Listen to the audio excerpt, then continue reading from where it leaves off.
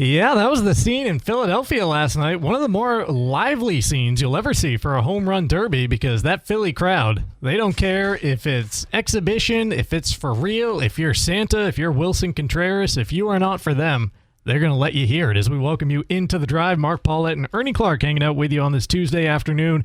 Wilson Contreras there getting the derby off to a pretty electrifying start last night. First guy out there to take his swings, 13 homers. Actually hit the longest home run of the night in those first 13 long balls at 490. 490. Wow. And then as the night progressed, he found himself up against the hometown hero. And as we have learned through the first 90-ish games of Wilson Contreras' Red Sox tenure, he is A-OK playing the villain role. Yeah, he wasn't the worst villain of the night, though. I have to say this to bring back my St. Louis Cardinal affiliation. Jordan Walker, excuse me. He also had 13 in the first round as well. Tied Wilson. He's 24 years old, high draft pick, just kind of coming into his own this year, though. And he wound up winning the championship. And I didn't see it because I don't get Netflix. Yep. And I didn't, I just read about it this morning.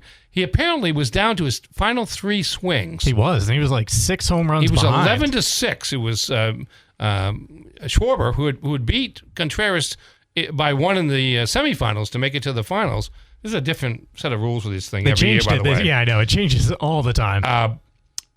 He was down to his basically his last couple of pitches, and he needed extra pitches, and the only way to do that would be to hit a home run on his last pitch. Yeah, can't end on a homer. But he wound up hitting 6 home runs in a row to turn an 11-6 deficit into a 12-11 victory. Now, you got to know the rivalry that has existed over the years between the Cardinals and the Phillies. Yeah. I mean, that was, when I was growing up and I was really paying attention to the Cardinals, and the Cardinals just used to kick their ass. Yep. And they just couldn't take it. Every now and then they'd upset them, and it was a big deal in Philly and stuff like this. So, I mean, as much as it hurt for them to have Schwarber get go upstaged up at the and last down. moment. It was even worse that it was a Cardinal that beat him. So, and how about the fact that he made himself quite the payday, because he's a guy who's on a $799,000 salary for this year, almost the MLB minimum. Gets a $1 million check last night, so takes home an extra $200K than what he's getting paid by Chaim this year. Well, that's just practice for what he's going to get pretty soon, because he's been a kind of revelation this year for the Cardinals. And again, Chaim Bloom pulling the magic. He's able to acquire power hitters. He won, and the Phillies fans kind of went back to their usual stance of just booing everybody. Well, you can't forget, we got to thank Chaim for the 2 best things going for the Red Sox right now as well. Not only sending Contreras and Gray to town, but supplementing the moves as well and paying part of their way. You say you didn't see it last night because the Home Run Derby was moved to Netflix. Let's hear it. This is the meatball of the day, the winning result as Jordan Walker walks off the Derby. I liked his quote after the Derby when they were interviewing him on the field, and he said, "How'd you feel about getting booed the whole time?" And his response was, "Well, I was once told you don't boo nobody." That's the only. That's like, I remember Dale Earnhardt saying one time, "It's better to be booed than to be ignored." Yeah, exactly. And it's kind of the same thing there, and there's a lot of truth to that. And the fact that he was a Cardinal just kind of made it worse, even though they aren't in the same division anymore. But used to be NL East rivals back in the day. So, anyways, so I could care less about that. About the Home Run Derby? Yeah, I just really. The rules change every year. You never know how they're playing, and especially if you can't watch it, you can't figure it out. And it just, I don't know. And they have trouble getting guys to do it. Well, that's the thing. Yeah, it's like they had some premier power guys in there last night. Junior Caminero has 29 home runs. I mean, Ben Rice he wasn't there last night. Who am I thinking of? I don't know who I'm thinking of in this instance, but. Judge wasn't there. In the field. Harper, he's got 20 homers, but he's a name at least. He's a name at least. He's a guy who's kind of a showman. It's kind of like NBA dunk contest now, where you don't get anybody that's like the superstar really scraping dunkers. the bottom. You're just trying to get Mac McClung and a bunch of guys that don't play too much, and it's not quite that bad. But it's a chance for somebody, in this case Walker, to kind of expose himself to a national audience in a fairly unique way, given that the Cardinals aren't on TV all the time, and hell, the regional broadcasting of Major League Baseball, in flux is a kind of a kind way to put it. Yeah, really. It's in chaos, really. It's 2/3 of it are kind of up in the air. And so you don't get a chance to get yourself out there all that much because even ESPN has played it down. There are some games on NBC now on Sunday. Yep. I guess they are the Sunday team. And then Fox usually has one on Saturday evening. But, that's... You can find it out there. It's just so disjointed, it seems like. At a certain point of the season, baseball's at the mercy of whenever the NFL or even college football wants to play games. Last month of the season, stuff like that. So it's tough to be out there as much as it used to be. Yeah. And so this is a big moment for Walker, and we'll see if he can build on it in the second half of the season. He's had a pretty good years at 23, 24 home runs. Yeah, already mid-70s and RBI, good average guy as well. So this is the quiet part of the sports calendar. Nothing live I say nothing live happening. We have the World Cup, which is the biggest sports event on the face of the planet, taking place right now. And the two favorites for the tournament going at it, Spain versus France in a semifinal. But for the normal consciousness of this country, this is the quiet time for the sports world. You have Major League Baseball All-Star Game tonight, the Midsummer Classic.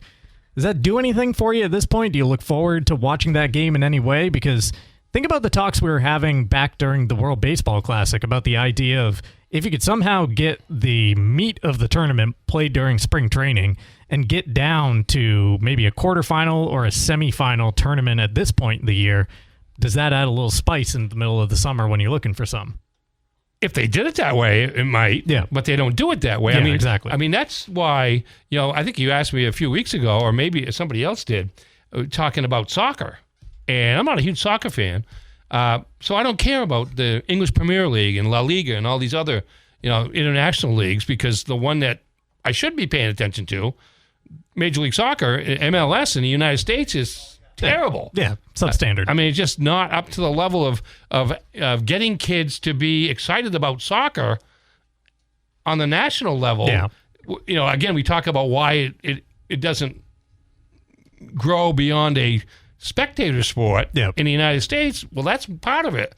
Major League Baseball, the NHL, even the NFL and NBA, they're all organized leagues of a lot of the world's best players that anybody that's growing up would look toward. But you don't do that. It's the destination. With MLS is not that. With soccer. But I do have kind of an interest in what's going on right now because it's a national Olympic type competition. It's country v country, and that to me that's pretty cool. So will it ever get to that? Blend that into the baseball world? No. All I know though, I would make an argument though, because we have our top four sports.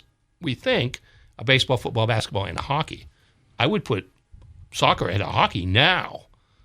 Based on the numbers of people that turned out to watch those games when the U.S. were playing. Oh, God, yeah. I mean, the numbers were insane. And you look at the numbers for the tournament, it's like anywhere between 15 and 20% of the globe tunes into this tournament. And in fairness, given the U.S. soccer too much hype, this tournament was totally set up for exactly what to happen in terms of the interest, because all the games were at 8 o'clock in the evening for the U.S. Oh, it fit perfectly into our sports calendar. They expanded the field so the U.S. could have a little bit more success, although they didn't really have that much when you get more success when you get down to it. They basically have plateaued at that round of 16. But people responded to it. And there was just ungodly hype. I mean, it's just unbelievable hype. There's more hype for that than there is for the Super Bowl, and you get 2 weeks of that. But that's about a sport that is on the periphery, like you're talking about, for the American sports fans' consciousness, the average sports fans' consciousness. Right.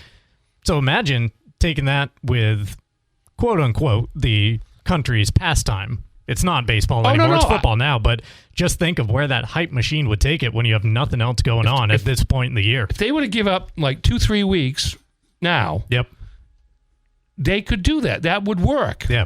I mean, again, you're dealing with a somewhat limited number of countries that could be part of it, right? Sure. I mean, because baseball is not played by hundreds of countries like soccer and really basketball is getting that way. But baseball is not quite there yet. But you could make it into a. You could get a thrilling thing. 4 or 6, anywhere between 4 or 8 countries right now Yeah. Because there are 8 countries that I feel like could go maybe not toe to toe with the top 2 or whatever, but you can get an entertaining field out of tournament. it. Yeah. And play first couple of rounds in spring training. Yep. And then play like a 14 double elimination tournament now, and I think you could get all the attention, all the eyeballs, all the hype. Yeah. You just schedule it opposite the World Cup or opposite the Olympics. See, I would see that as a money-making opportunity and exposure opportunity around the world. Yeah. Money-making opportunity here, because I think you would get I don't think you'd get soccer numbers, but I mean, I think you could get pretty good numbers. Yeah, and this is at a time when Rob Manfred is speaking at the All-Star game pleading for a cap because he's saying a salary cap is necessary to save the sport. They're running pro-salary cap advertisements during the broadcast of the Home Run Derby and the All-Star game. And the commissioner saying the gap is $441 million between the richest and the poorest. Well, get some more exposure for your sport. Try to do something creative. There was a car in the NASCAR race over the weekend that was, I think, sponsored by the Players Association. Was it really? I believe so. It might have been man. Chase Elliott. I got to go look that up. But when I saw it, I thought that's what it was because I had heard that they were kind of not necessarily all in NASCAR, but they were dueling on various outlets, these sides, trying to set the stage for the lockout or strike that's coming after the season. It's, well, and that's the other side of it, too, is that we have that dark cloud looming over our head when the sport does have a bunch of positive momentum from the rule changes of a couple of years ago to just viewership. Like everywhere says that baseball viewership is up over the last couple of years. It's up, but as we mentioned earlier, the regional, local TV contracts are all screwed up right now. It sounds like MLB is going to basically just take them all over. Take over, yeah. And maybe that'll settle it. You just have, instead of having 14 places to go to get your, just have 2 or 3. Yeah. Which again would be a benefit because that's another one of the problems. There's so many places you have to go to find out where a game is on a given night of the week that it proves frustrating to the point that it doesn't take me long not to stop looking for it. Yeah, just don't bother. But I've heard people over the last couple of days on ESPN radio say, baseball is kind of having a moment here. Well, don't just be satisfied with that. Try to attack it. Try to build on it. Yeah, you got to build on it. Capitalize on the momentum. And instead of just getting into this, I mean, it's inevitable, but getting into this whining, billionaires whining about millionaires and, millionaires whining. And it's just something, again, that turns people off pretty quick. And this will remind me so much of 1994 if this happens. Because I know it. Baseball was on a roll back in the 90s. I mean, heck, the Expos were a show in town, but they had drawn national interest because of how good they were. And then all of a sudden, bang! It came middle of August, and they were done. A great season was down the drain. The Expos, basically that was it for their franchise. Yep. And it took steroids. It did. Took that era to bring it back. It took Sammy Sosa and Mark McGwire to bring it back. No, not sure what they have for steroid equivalency if they go on. What's the strike. next thing? Yeah, exactly. I don't know what that What's is. behind that break glass in case of emergency this time. Too old for that stuff now, but it's sad if that's what it comes to. And I mean, there was already a couple of decades of momentum behind this as well, but that also gave rise to football's takeover in the country because baseball takes a sidestep, and here comes the new king. Yep, there goes your hot stove league season and all this other stuff. There's other people, other places to, and the NFL is not done taking over. No, they're kind of trying to take over Fridays, and they want to take over pretty much every day the globe if they can, because they know that in this country they're number one. Worldwide, it's still this sport that we have on in the studio. And I know we're changing subjects here, but you know something though, in terms of developing it at the global level, that's going to be flag football. Yeah. Oh, they're huge pushing that. That's going to be flag football. We're starting to see that nationally at the high school level here in the U.S. We're starting to see, and I can't give you numbers, but there are, and it's not just a male sport. It's a female sport, women's sport as well. Eyeballs and interest. And so every time like this here, I mean, what they needed was the U.S. to keep winning. Yeah. But they're not good enough yet. They're not good enough to beat the elite teams. They are a team that's ranked somewhere between 12 and 20. 16, yeah, exactly. And they've never gotten past that.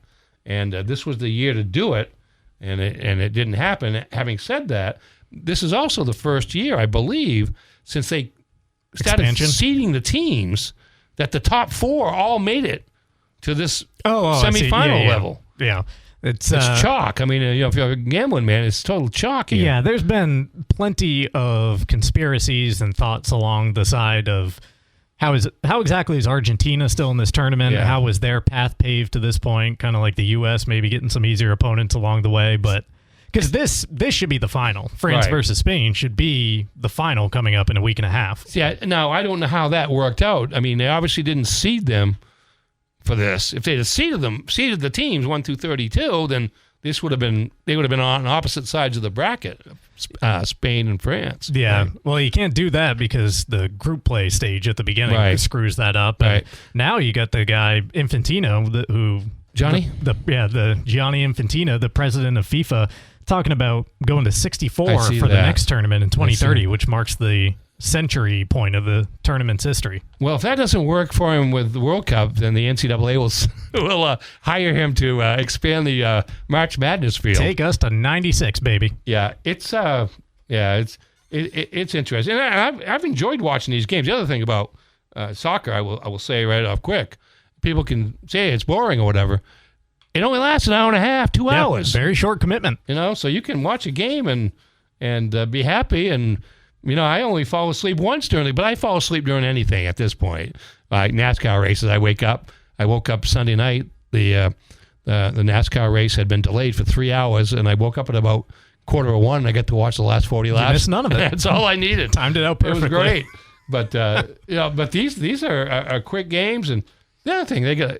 I mean, just rambling here, but the goalies, it doesn't seem like are very good in this thing. I don't know why. I don't know if they get confused by the lines on the, just especially like the free kicks just outside the box where their defense is standing in front of them. They don't know where to go. Oh, as far as picking the side and... Yeah.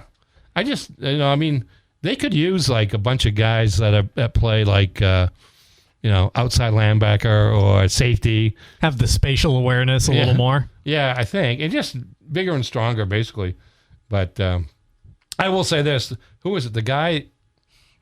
Was it the guy from Argentina that made it 3-1 the other night? He had that shot through traffic up into the upper right corner of the goal. Yeah. That was incredible. I give that beautiful guy game. a lot of credit. It's a beautiful game when it's played beautifully. Yeah. It's not always so. And of course, you got everybody's after the refs all the time, which is par for the course. It's the computers for me. Anytime you get an exciting play and then 5 minutes later a laser tells you that someone's toenail was offsides 40 yards behind the action and therefore a goal is taken off the board, like, I could do without that. But everything else, I've said it before, like, I was one of the people crapping on the World Cup for expanding in this tournament, and I think expansion has actually made it part of the reason why it's been entertaining. Yeah, we're going to have expansion 64, and then the first round game is going to be like 11-2. Yeah.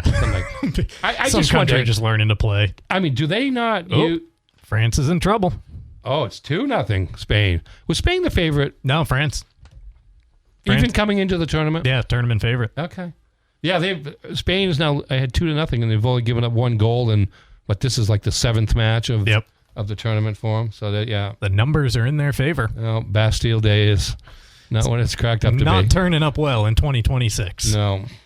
The Drive brought to you by Next Home Experience. Get looped and get sold with Next Home Experience. Ernie and I live in the Greenway Equipment Studios. See the Smith Brothers in Bangor and Ellsworth because nothing runs like a deer. Coming up in the rest of this first hour, we'll be hitting on the Drive poll in the next segment, talking our favorite Fenway Park moments in its history. Certainly a lengthy one there. We'll get you a sports center, a weather forecast. We'll talk with Isaac Bushway, Bangor Comrades Legion baseball head coach. Then it's on to the Drive at 5. We're bringing back Tuesday trivia on this Major League Baseball All-Star Game Day. Little hint there as to what the theme could possibly be for Tuesday trivia. We'll also talk about who's out there to add if the Red Sox are looking to buy ahead of the deadline going in on a 9-game win streak. Does that change the perspective? And if so, who is actually out there to be had on the open market? I don't know about you, but I thought the lights in here just flickered. And yeah. We got this new signage in the window behind me because we're getting in on the Clips game on social media, but it was creepy looking out there when we were starting the show. It was an orangish hue, and I saw one map last night that just it looked like the entire state under tornado watch.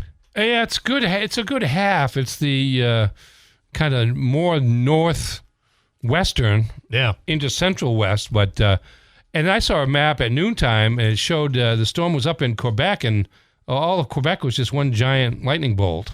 So we'll see if we have a light show here. Seems we're back to standard gray now. The creepy orange is out of the air. I'm hopeful, though, because based on what I saw in the weather, and again, you're kind of taking your belief in your own hands here, but it sounded like it was going to run south of us after the initial burst. So it sounds like, well, whatever we get in the next couple hours is going to be it. Whereas in some places, particularly to the south, it could be ongoing into early tomorrow morning. A bit more torrential in other places, Golf ball size hail and lightning, and temperatures in the 90s before they cool down. I'm a big fan of like wild, inclement weather.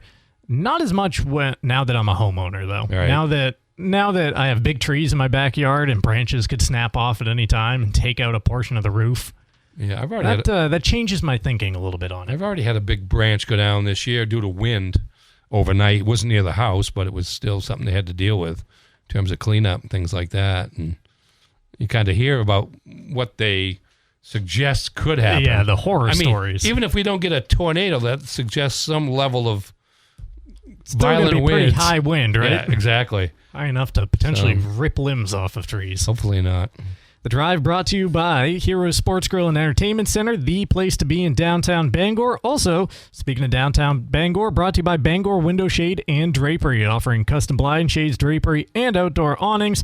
Find them at 105 Main Street right there in downtown. Take our first time out of the show. We're back talking Drive Pole and the best Fenway Park moments in its more than 100-year history. Back into the Drive here on this Tuesday afternoon. The Drive brought to you by your local family-owned McDonald's on Main Street and Union Street in Bangor, Wilson Street in Brewer. McDelivery available when ordering through Uber Eats, DoorDash, and Grubhub. 2 sausage McMuffins with egg, 2 hotcakes, 4 hash browns, and 4 small hot coffees, all for just $19.99. That bundle deal over 40% off for a limited time. Of course, that clip from the 1999 Major League Baseball All-Star Game, the last one at Fenway Park when they wheeled out Ted Williams in the golf cart around the All-Century team. They all converge on the Splendid Splinter in the middle of the diamond. The game is delayed for dozens of minutes, I think. Like Joe Buck and the PA announcer at one point is having to ask the players to return to their dugouts so they can continue with the proceedings. Everybody wanted to have their picture taken with Teddy Ballgame. So that right there is kind of what inspired today's Drive Poll, because not only do you have that incredible moment pregame, you then got Pedro going out and just staring down the teeth of the steroid era and doing this to it. Sammy Sosa on that last punch out. So Larkin, Walker, Sosa in the first. And then he rolls into the second inning and just continues doing it. Mark McGwire swinging to begin the second inning. Just an incredible showing from him on the mound to begin that game. Might have tanked the rest of his season, really, because I don't think the rest of 99 went too well for Pedro after that. Might have had a dead arm a little bit after that game, but one of the great moments in the history of that park that just the walls have seen everything. So it got me thinking, like, what is the best moment in the history of Fenway? And that's certainly a subjective question, because I think it holds a different meaning to everybody a little bit. Like what one resonates with you the most. We have all kinds of options on the poll. Going back to actually one you heard in the clip right there, 1960 is kind of where we begin this spectrum with Ted Williams' final at-bat. His last at-bat. It's a home run in his last at-bat. 67, they complete the impossible dream, winning the pennant at Fenway on October 1st. 75, obviously Fisk, Game 6 of the World Series. 99, right there with the All-Star Game. Couple of moments I put on here from 04. You can have the brawl, the Veritek A-Rod brawl. You also have Poppy's ALCS Game 4 walk-off, which began the comeback. And then in 2013, again 2 moments on here. Ortiz's ALCS Grand Slam against Detroit in Game 2, which kind of turned the course of that series, as well as the Red Sox actually winning the World Series on their home turf for the first time in 95 years, since 1918 when they did that in 2013. 45% say it's Ortiz's walk-off in Game 4 of the 2004 ALCS. You don't have Bucky Dent listed there, apparently. Bucky Dent did not make the cut. No, we skipped right over 1978. Oh, boy. Yeah, that one did not make the cut on the poll. I mean, if I'm answering with my heart, the first one that came to mind, the first thing I envision in my mind is David Ortiz's walk-off in 2004. But even in that moment, it's now because of everything that came after it and knowing that was the beginning of the comeback. It had to start somewhere, though. It did. I mean, that's why that's such a big deal. It did. I don't knowing my own love for the history of the game, almost more so than the present nature of it. I didn't see the 99 All-Star. I was 4 years old. I wasn't even aware of the game at that point. Had I been, and knowing just how that resonates with me now, I think that's my answer.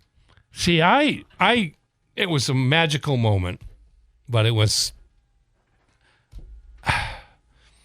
didn't have anything to do with competition. Well, sure, it's exhibition, so that's the other part of it. That's kind of where I mean, it's a great thing. I would have loved to have been there. I would have loved to have had a picture.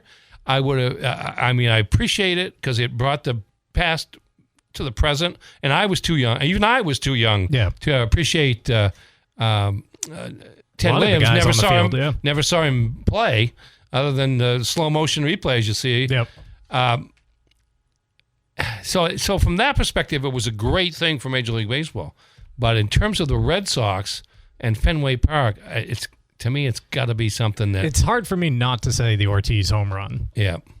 It's got to be something like that. I mean, well, Carlton Fisk would be the other home run. That's one of the Now, iconic... they lost, but it was just such a moment in terms of, That's one of the ones, in baseball history, that's one of the iconic moments, iconic replays in the game's history. You got that.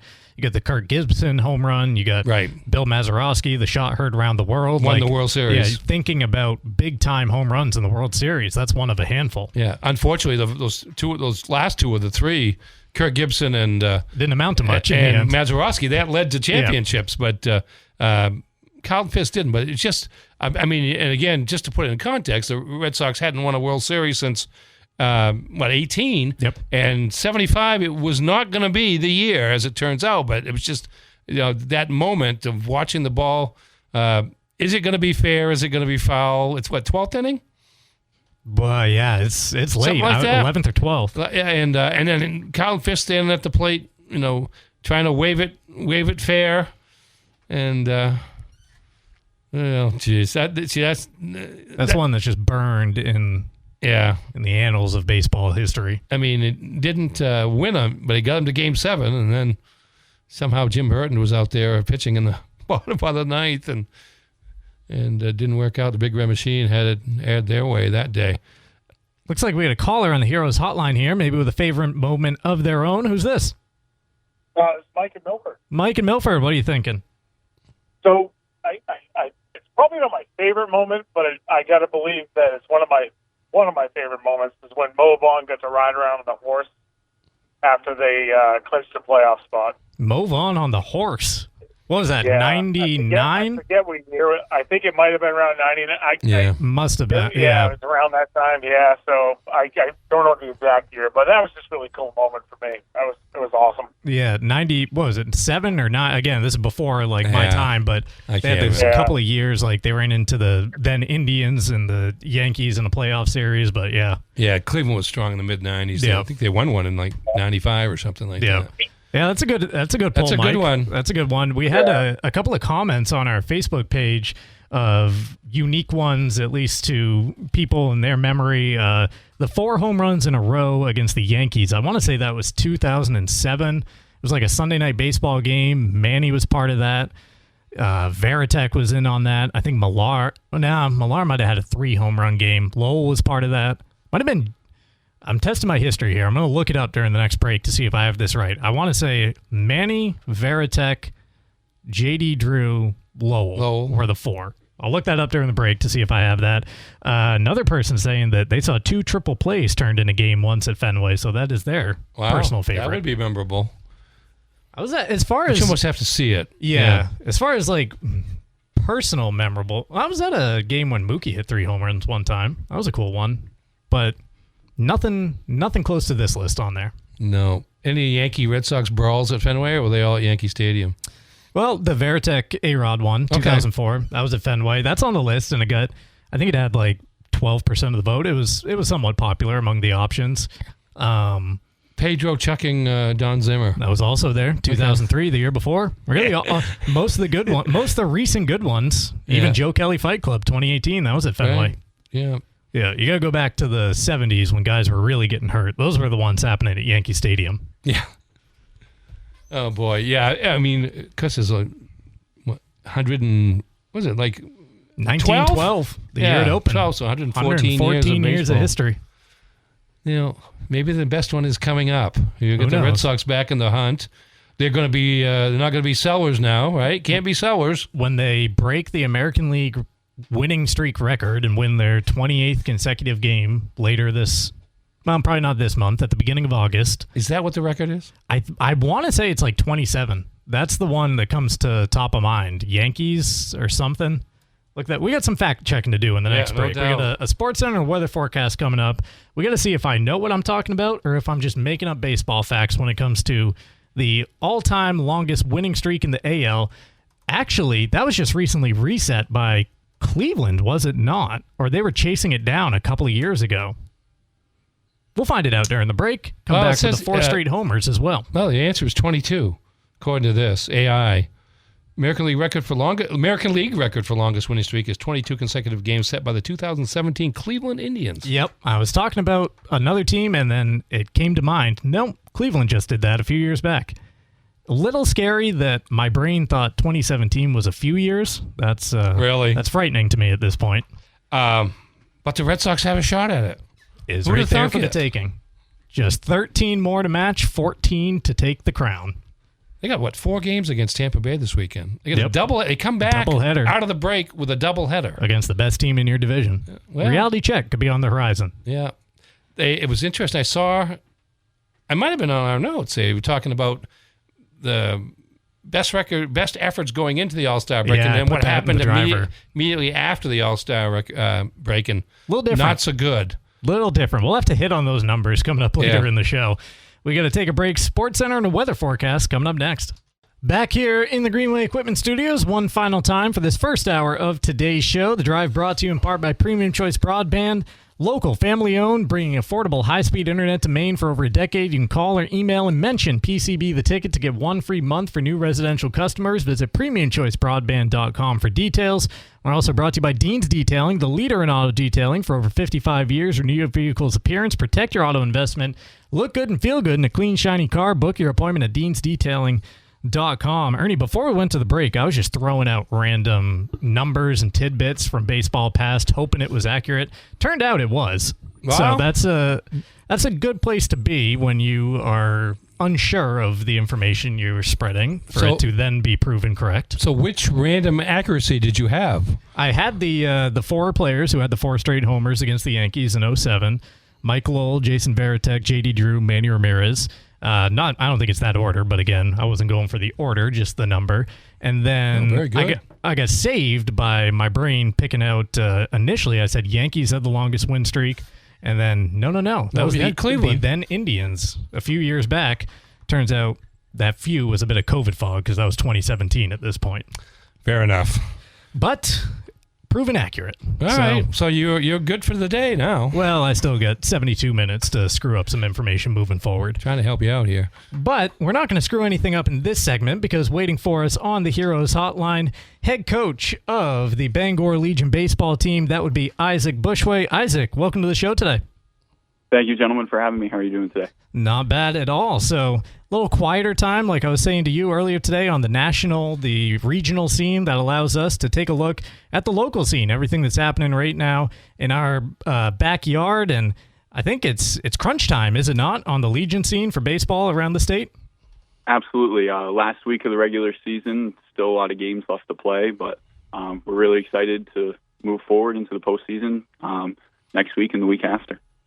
Dunkin Comrades in what looks to be a 3-team race atop the senior Legion standings. They are at 12-2, along with Trenton. The Acadians are 14-2. Hammond Lumber River Dogs, which I believe is essentially out of Hamden. They are in the mix at 13-3 as well. Before I get into the baseball, Isaac, I got to tell you something. You're making me feel old here today. I just go back to when you were, I don't know, probably half as tall as you are now, and you were the bat boy for Bangor High School baseball, which probably 10, 15 years ago now. But at what point in your life did you see yourself, not as a baseball player, but perhaps doing what you're doing right now, taking it beyond just a playing career and maybe wanting to be a coach? Well, early on, I was very fortunate with the opportunities given to me. Coach David Morris taking me in for the Legion bat boy for the Comrades, and just always being surrounded by high-level baseball. I think baseball has always been part of my identity, and it's something that I've known I've always wanted to be a part of and to continue. So when my playing career ended, I didn't really bat an eye at it, and I knew I wanted to continue with the community especially and give back to the programs that gave so much to me when I was younger. Yeah, and just to give you credit, too, you played at Bangor High School and at Husson University, correct?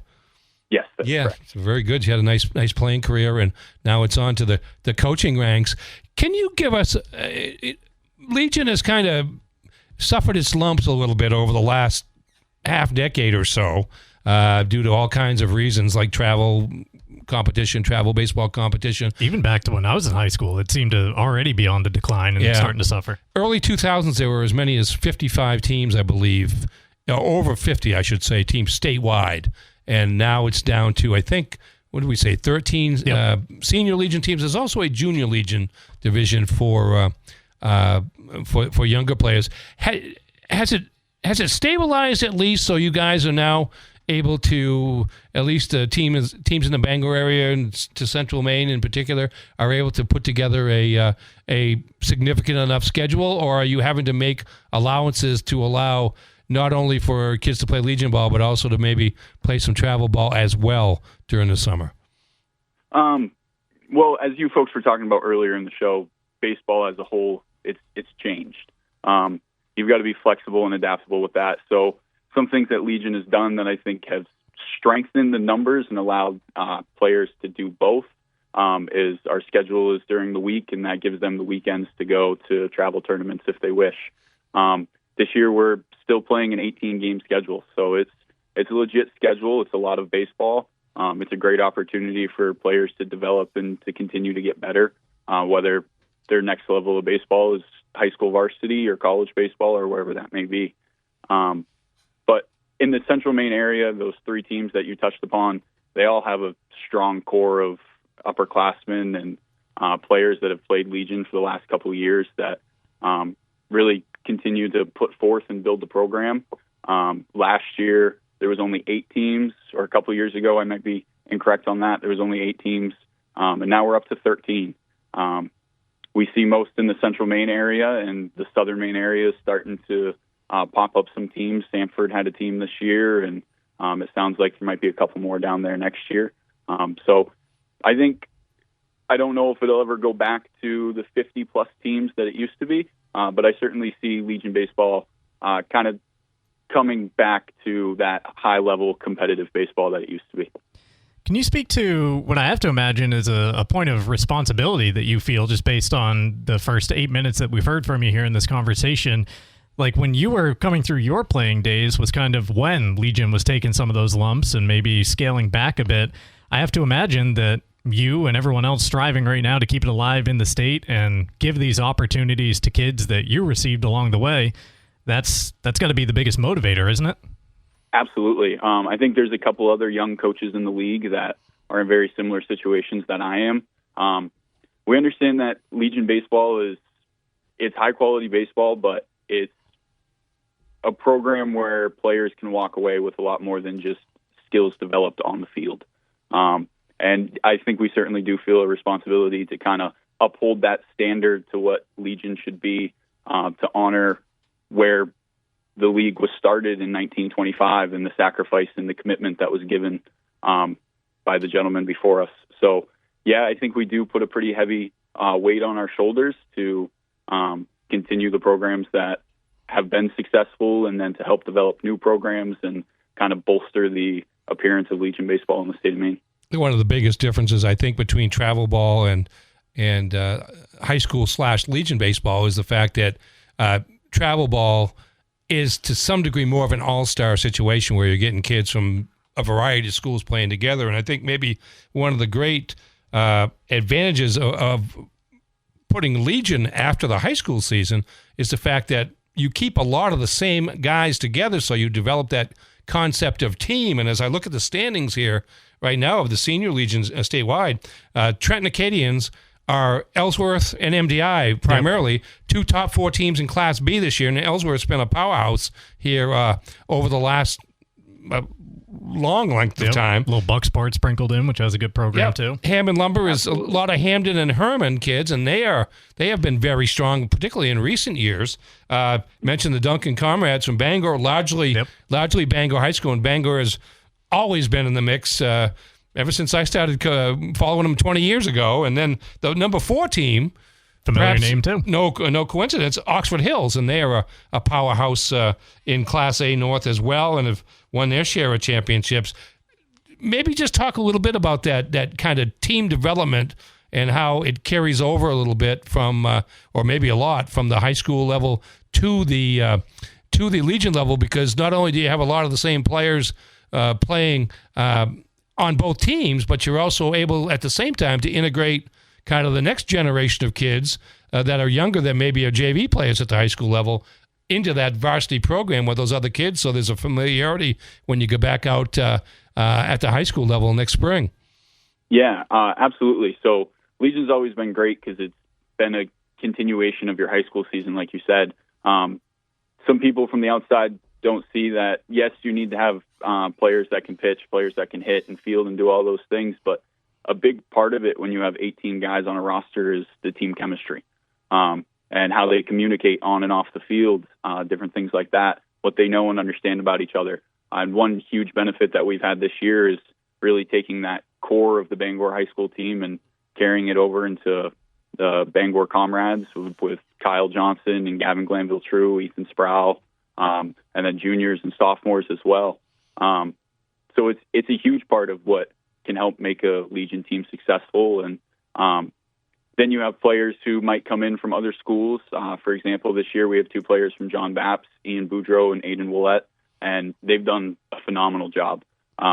Ian played with us in the summer last year, so he was familiar with some of the guys on the team. Aiden just joined us this year, but the group that we have they're phenomenal. They're a standout group, and not only are they excellent baseball players, but they're excellent young men, so they welcome anybody in with open arms. And then to speak to your second point, I think one of the best things about Legion baseball is those younger players, maybe freshmen, sophomores that were on JV. This is an opportunity, especially with an 18-game schedule, for them to develop and see some higher level competition, throw some innings and develop as a pitcher, or see some higher level pitching as a batter and develop as a batter. So it gives and takes. Your Legion season is certainly bolstered by your high school season, but then the next year your high school season is bolstered by those guys being able to come together that last summer as well, and going into the next high school season kind of already being familiar with each other and style of play and different things like that. And it's, at least my opinion, it's a more entertaining brand of baseball. It's the truer sense of the game compared to the AAU style that we mentioned before. That's the showcase brand. You're trying to show what you can do, whereas Legion, you're trying to win for your team. That's ultimately, if you have to lay down a bunt, get a sac fly, move a guy over, that's what you're doing out there. Yeah, one mentality that we consistently have, and this is something that's been part of Bangor baseball since I was a bat boy, is do your job, understand the situation, have an approach, and we don't need you to hit a home run or a double every single time. We don't need you to throw 15 strikeouts. We just need you to do your job, because there's 18 other guys that are going to do their job as well. It really teaches players what it takes to compete, what it takes to win. We're playing 18 games in 4 weeks. Most weeks we've played 5 games, 6 games, so it's a grind. This age level, most of them are working all day and then showing up for a 5 o'clock or 7 o'clock, or sometimes a 5 o'clock and a 7 o'clock doubleheader.